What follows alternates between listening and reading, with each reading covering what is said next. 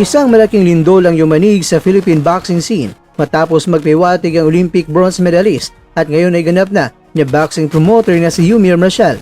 Handa niyang hawakan ang karera ng kwadro-alas na si John Riel Casimero.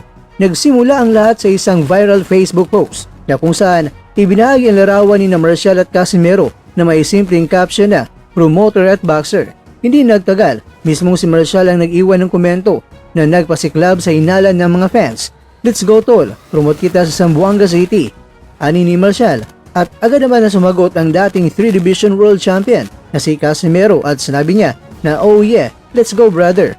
Ang palitang ito ay tinuldukan ni Marcial na isang seryosong paanyaya at sinabi niya na "Usap tayo brother." Dahil dito, mabilis na kumalat ang usap-usapan na si Marcial na ang papalit sa pwesto ng veteran international promoter na si Sean Gibbons. Marami ang nagsasabing panahon na para isang Pilipino naman na humawak sa kapwa Pilipino ang bagong Gibbons ng Pinas. Hindi lang basta local promotion ang plano, ayon sa mga ulat, kung matutuloy ang pag-uusap ni Marcial at Casimero, isang higanteng alyansa ang mabubuo sa pagitan ni Marcial at ng Japanese boxing promoter na si Koki Kameda.